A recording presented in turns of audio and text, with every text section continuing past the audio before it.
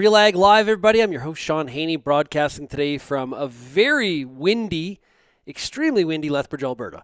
So I'm glad you're all here today. We're going to have a lot of fun. A very, very important topic in my mind. We're going to talk about carbon sequestration and a number of other soil topics today. If you want to participate in today's discussion, all you have to do is enter your comment or question in the box, whether you're watching on YouTube, Twitter, Facebook, or Twitch. And we want you to participate. That's the whole point here on these live streams of RealAg Live. We want you to kind of get involved and make sure you get your questions out there. There's not a lot of conferences going on this winter, so this is really your opportunity to really interact with some of our top researchers in agriculture in this country. So let's bring in today's guest. We're going to go like that, and there he is. It is Dr. Mario Tenuta. He's from the University of Manitoba. Mario, how are you doing? Pretty good, Shaun. Yeah, it's we're looking for the big thaw coming up here in Winnipeg over the weekend and early next week. Yeah, a lot of snow melting on the prairies here. Like we're getting into the double digit. I think we're getting into the teens, like upper teens for next week. It's going to feel pretty warm. Well, we're slated to get some field trials in for Monday, Tuesday, and Wednesday. Uh, it's our last kick at the can before the deep freeze comes in. So we're counting on those. Well, here's going to be probably 11 or 12, maybe. Yeah. Yeah. So let's start off with carbon sequestration, and I guess I want to start here. You know that term gets thrown around a lot, but I'm going to kind of go elementary here. Can you define this term for us so we all know kind of what we're dealing with and we have the base knowledge? Okay. So yeah, the term itself kind of implies what the was trying to get at sequestration. It sounds like something's being hidden, right, and socked away and stored for a very long time. And really, when it comes to soil organic matter, that's something that we were thinking about. That let's say on the prairies, that the organic matter on the prairies would be hundreds and thousands of years old, and we have generally pretty young soils on the prairies. Not they're not much older than 10,000 years at best, and then we're thinking that the organic matter in those soils has been around for quite a while, actually. But our understanding of sequestration has really changed, and we were kind of this idea that you need humus formation or the bacteria and fungi to really work crops residues and root material and break it down, and then that material would coat clay particles, and we had a notion of aggregates would store some of this or protect some of this material. But things have really changed in the past few years in terms of our understanding, and we're actually realizing it's way more dynamic than that. And we have various ways of sequestering carbon in soil, at least in terms of the processes that discovered them. So I can get into all that great detail. It's from a soil science perspective. It's pretty fun, but it does really have an interaction with ag practices, in terms of how we manage the soil. And so it's this idea of just putting more carbon in soil is going to is going to result in the buildup of carbon. It's not that simple. We need to go ahead. No, go ahead, finish. We need to actually promote the sequestration processes. So it's not just about adding more carbon, but you need to promote the processes that are going to allow the carbon to stay in the soil as organic matter. And of course, a lot of people talk about zero till, and that being one of our methods. That one is alluded to a lot. It's done a lot for obviously carbon sequestration, but also reducing things like soil erosion and things like that. There's been a lot of positives. Are all carbon sequestration processes created equal? Well, they're different. So let's say, for example, we take no-till. Well, we're most impacting is the physically protected carbon. So the carbon that gets socked away into aggregates, into small pores in soil, actually pores that can be so small that bacteria can't even squeeze into them. And if they can't squeeze into them, then they can't access the organic matter to break it down, to feed on it, right? And so that carbon becomes protected. It's inaccessible. The microbes aren't um, uh, degrading it and getting and turning it into CO2. So that carbon is in effect, it's physically protected. There's just no way that the microbes can get to it. But if you bust up the aggregate, and all of a sudden that carbon material, that organic material, uh, can be residing right next to a bacteria or a fungal hyphae and be decomposed. So that's one of the beautiful things about direct seeding and no-till and reduced tillage, in that we start to build soil structure, aggregation, we get the carbon into these aggregates, and they can build up. So that carbon, though, can be degraded just like that if the microbes can get to it. So it's not as if that it's really sequestered over time. It's just because they can't eat it. Okay. Okay. And so that's a big one. And there are a few other processes related with carbon sequestration. Physically protected is just one of the mechanisms.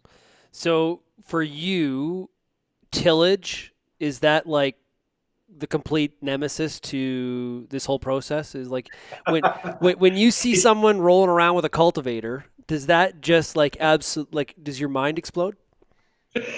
I hear screaming. There's just tons of screaming coming from the soil, right? um, hey, we tell in our soils in my research trial, we're in the Red River Valley, right? So with the clay soils, that tillage is I wouldn't say an absolute necessity, but it's darn needed at times, of course, right? And so tillage is one of those things that you need to ask, do I absolutely need it? If I can do without it, then do so. There's a lot of benefits of dealing without it. So from a soil standpoint, obviously, the ability to retain soil structure is really important. So okay, let's talk about the Red River Valley. Okay. Got these beautiful clay soils, right? Uh, Beautiful. They're vertisols or they're glacials in the depression zones. I got to throw in a little bit of soil science here, right? And the the structure of the soil at the topsoil is almost non-existent for our cultivated soils because the aggregation isn't allowed to really form. Now we're blessed because we have the clay there and they're high in organic matter, so it looks like there's some structure. You can see crumbly soil, granular soil, right? But when it's really wet, what do you see? A hunk of soil, right? Yeah. Yeah. And it's just like Play-Doh, right? It's just nothing there. But I can go to a soil in the Red River Valley that's under forest or in under grass or forage, and I do this with the students with my undergrad class. We go to a cultivated field, a canola field, and we just go 500 feet to next near the river where there's we're not cultivating, and there's some oak trees there. Dig a shovel, and the soil comes up nice and loose. I've even done this when there's standing water in the soil.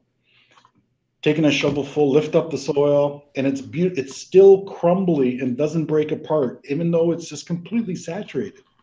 And that's the power of the organic matter and the fact that there's lack of tillage, and then there's lots of roots in that soil that are building that structure in organic matter. So But a key thing is to get that structure back. Now, for a good chunk of the prairies, we're doing that. There's direct seeding happening, and we've gotten rid of or reduced the tillage quite a bit. And we're also growing crops every year in terms of, so we don't have right. fallow, right? And so we're getting roots in there. So we're doing good stuff, getting carbon, we're protecting that carbon, and we're creating that soil structure. So, but isn't one of the challenges here? Brian brings up this point that he says I'm a marketing guy, but I have clients that use a multitude of farming practices. The dry years 16 through 19, the no-till or regen guys were laughing, but those guys struggled this year in southern Manitoba. Clearly, no one size fits all, and that's kind of one of the big struggles here. There's, at 100,000 feet, you can say I'm never ever going to till ever again, never going to touch it, and believe me, I have listeners that do that.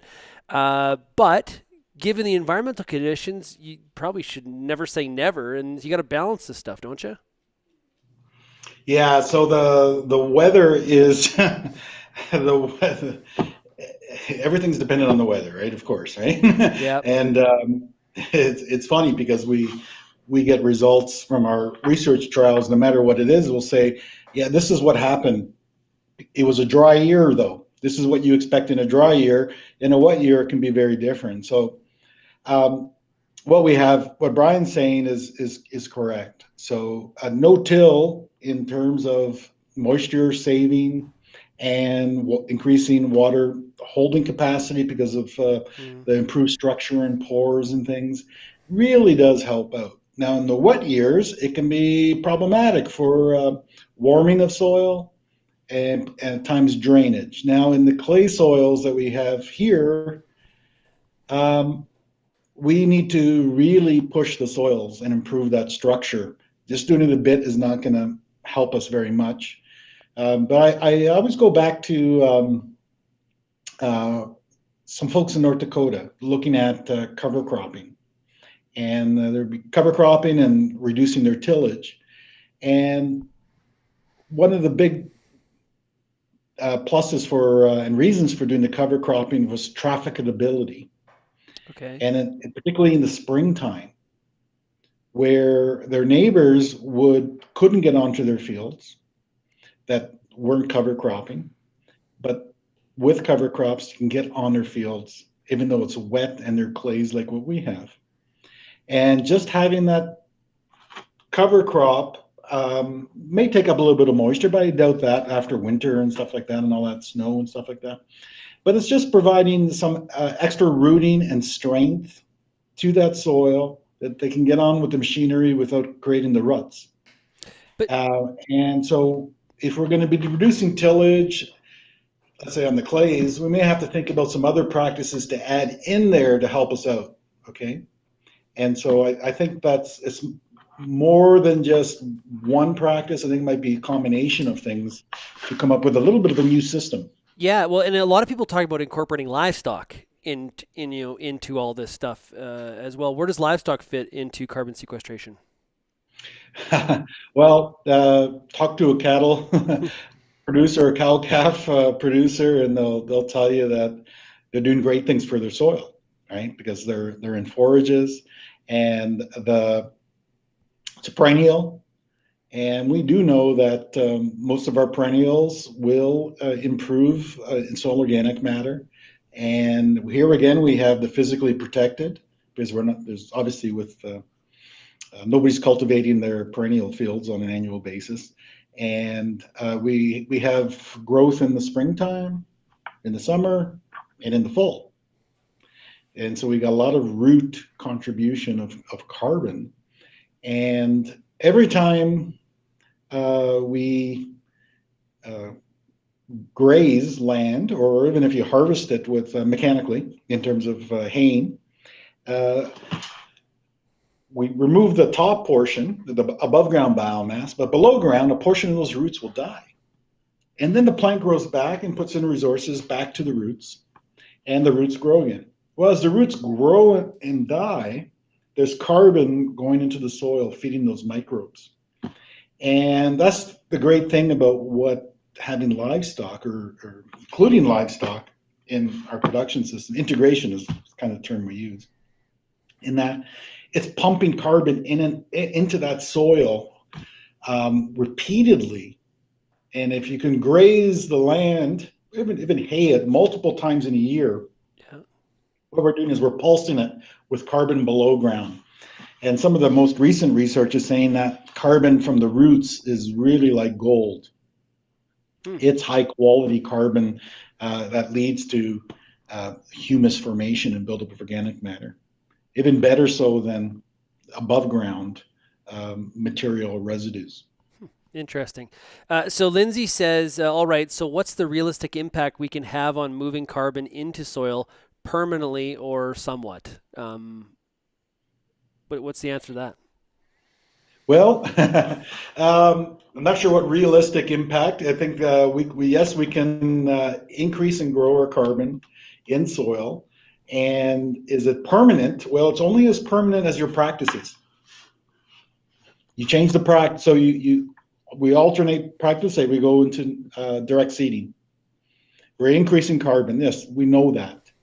Well, if you till that soil, probably have to do it more than once, but you're going to lose a lot of carbon very quickly. Actually, you lose the carbon faster than you built it up. So there's really no sense of permanentability. Is that even a word? I'll Um, go with it. okay.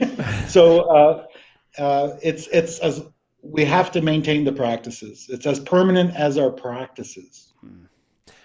Okay, so here's a question for you then. So I think we've convert. Well, I'm going to assume that we've moved as many acres as we're realistically going to from into no-till. And maybe there's still some gains to be made there. Maybe I'm jumping to conclusions, but what are some of those next practices that you think people are going to be encouraged to engage in to make that next leap forward? Yeah. So I think cover crops are is one of those practices. And obviously, moisture is going to be a big factor in the season in terms of how much heat do we have after a harvest to get cover cropping in. But I think there's going to be lots of great innovation in underseeding, overseeding, and where we get the cover crop actually started earlier. Actually, get it started while our crop is growing and it's ready to take off once we harvest. I think we kind of need that on the prairies because our season's pretty short, that fall window, right? Of course, you take Ontario; they have a greater window in the fall, or even the Maritimes, Yeah. Atlantic Canada, to establish the cover crops, right? So I think that's one thing that we'll be doing on in Western Canada. Another is intercropping. I think is going to be a real big one, and where we increase the more than one crop at a time, and that will shown to increase your overall productivity for the land area in terms of you take the amount of grain from both crops together. You're producing more calories or grain than just the one crop alone. Okay. So I think that's a big thing, and that's gonna you can imagine if you get two crops growing, they look different above ground, but also below ground they're going to be different. They can be different. Could have different rooting systems. You could have one that's a taproot, one that's a fibrous rooting system. They can actually utilize different areas of depths of the soil where one could be extracting water lower down and one higher up, or nutrients. Okay, so we'll be able to take advantage, I think, and get carbon into the soil, increasing our yield per area at the same time. Maybe help with pathogens and pests as well, because we just don't have one crop throughout in high density. You have a little bit of a break with another species. So I think that's happening on the prairies, and the great benefits, even for above ground disease control, especially with our foliar diseases, that can be really important where one crop will provide some lift to the other and allow the canopy to kind of dry out and not have as much humidity to get our foliar diseases, especially some of the fungi. Yeah. Um, and one of the other things, because there's the further you get west, the more people say, no cover crops, no, no, thank you, it's not going to work here.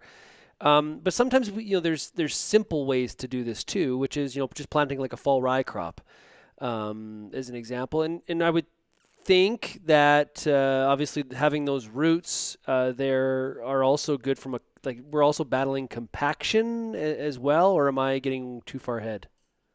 No, no, no. Roots are. Agree. I see a question here from Lara about seeing compaction in there. Um, Roots are a great way to tackle compaction, right? So some of the radishes grown as a cover crop, for example, are used to kind of drive big holes into the soil. It's kind of like aerating lawns, where they run those rollers with the Yeah. things that make those divots in the soil and stuff like that, and pull those plugs out. So the root system, especially with a tap rooted type crop that can reach in, especially if you actually have the compaction below the very surface, that those roots can break up, almost do a little bit of subsoiling for you using root action, right? That's really important. Then it's no surprise that that would be a problem in terms of that subsurface compaction, Mm. or with reduced tillage and direct seeding, right? So um, the root systems are very important in helping alleviate that, and using them as little rotivators to improve the soil. But before I forget too, one of the things you talked about practices, what might be up and coming.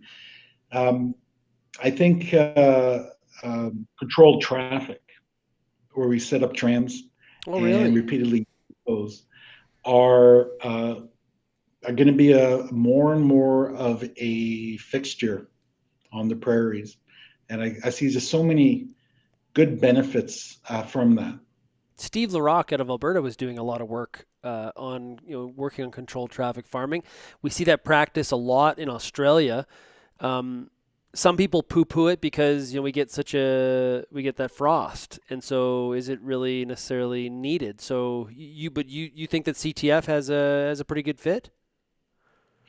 Yeah, well, in terms of the compaction issue, I think it does, and um, the rutting as well. So that's one of the big issues that we often have as we get to the more humid areas of the prairies. And so rather than having ruts all over the place, and then you have to go in and till up those ruts to get rid of them, if you set up the permanent ruts or control the ruts, with a tram line, I think that makes a lot of sense. So I think it may not be needed everywhere on the prairies, but I think where we have the more humid areas, I think it's going to be advantageous. So as you talk to students at the University of Manitoba, or you give presentations to farmers, what are you hearing back on when you talk about carbon sequestration? Do you get pushback? Do you get people that say, I want to learn more? What's kind of the what are you hearing from people? Because obviously when we throw out the word right now in Canada, especially on the prairies, we throw out the word carbon. People spin in a whole bunch of directions with opinions. So what are you hearing from people? Well, yeah. When we talk about carbon, the very first thing that, well, you got to get from most producers on the prairies is they're a little bit pissed. They're a little bit pissed because they say, we've done a lot of good stuff for our soil, and we've been building carbon with practices, particularly with direct seeding. And they say, well, why don't I get a benefit from that? Why don't we acknowledge the benefit of that in agriculture? So what they're getting at is really this idea of reducing greenhouse gas emissions, and feeling as if they've made a important contribution to reducing emissions by increasing the organic matter, but they get no credit for that. They may be alluding to credit in terms of money, in terms of on a carbon market or something like that. But they would like to get a little bit of relief from carbon taxes, or just a potentially bad public image of agriculture as being a greenhouse gas emission. So I work with nitrous oxide, for example, and reducing nitrous oxide emissions from using nitrogen in agriculture. So a lot of farmers will think, well, I'm negative about agriculture, but I'm actually quite positive. We're actually studying good ways we can reduce, practical ways that we can reduce those emissions. But the sense from farmers is, oh, I'm getting, you know, dumped on again, and I've done all this good stuff, but increasing my organic matter. Why don't we get acknowledgement for that? Why don't we get acknowledgement for that by the United Nations or carbon target reductions? Why doesn't the federal government acknowledge that? Why doesn't markets acknowledge that? So that's one of the big things I get. And when I talk to them about the nuances of why there's not so much that recognition, they get a little bit frustrated with the whole system, and just in terms of how it's more of this, like how we assess carbon Yeah. emissions at a global level, and it's a bit, it's out of their hands, right? It's just now becomes a bunch of bureaucrats and a bean counting exercise. So it's, yeah, they get a Do bit pissed. They're pissed. They stay pissed. Yeah, I understand that. I pick up some of the same sentiment. Is one of the challenges, do have we perfected or have we settled on how all this is measured? There's a lot of countries trying to figure out how to fit under something like the Kyoto Protocol. Everyone's, but are these measurement standards, are they agreed to, or does every country kind of go about it differently? How does that work? Well, in terms of the measurements done by researchers and scientists, there's lots of agreement on how those are done. There's probably more disagreement or uncertainty in terms of what you do with that information, in terms of scaling up to regional level and global level. But no, I can show you maps of carbon and soil for the world, basically. Now they've been trying to use satellites to do that. We have some of the best research that's ever done in the world right here on the prairies with our long-term studies, primarily done by Agriculture and Agri-Food Canada, and looking at carbon buildup. Studies were looking at removing fallow, in other words, getting rid of fallow and bringing in crops like pulses, and then also going to direct seeding and additions of manure, and then more lately about grazing management and impacts on soil carbon. So yeah, there's no real controversy or uncertainty about that carbon. What I find is or how to measure it. Yeah. What I find is at the moment there might be some bit uncertainty where we have some folks that are saying that they can, let's say with grazing, livestock grazing, we can increase the carbon almost dramatically overnight.